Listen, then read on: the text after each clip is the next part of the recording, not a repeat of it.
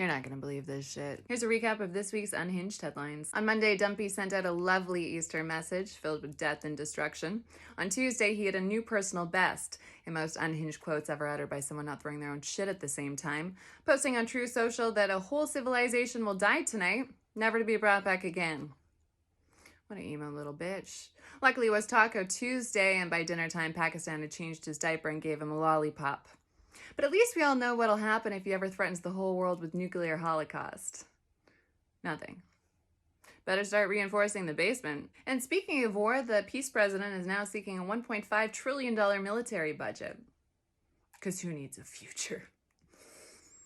When you can have peace. Give him the medal already. And to do it, he's cutting $8.5 billion from public schools, $15 billion from public infrastructure, $2 billion from clean water projects, and $3.4 billion from NASA. Plus another $1.3 trillion in other places.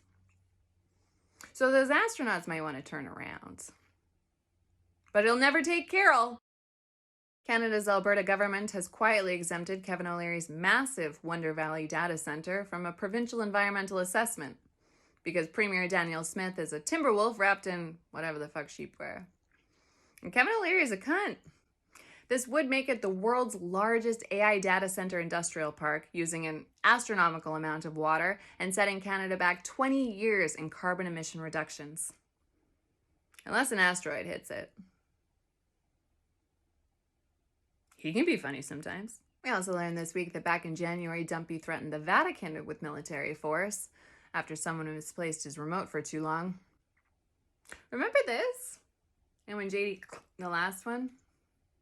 Aw, time flies when the world's collapsing.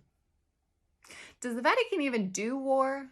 I mean, besides psychologically. God doesn't need that much money.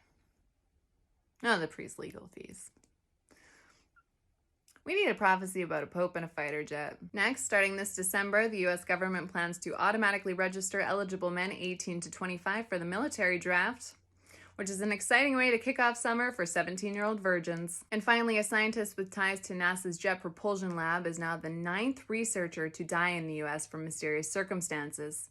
This information is freaking out everyone in the scientific community, especially OpenAI's Sam Altman, who's now organizing several rooftop parties to maintain his lead. Follow for more Unhinged headlines.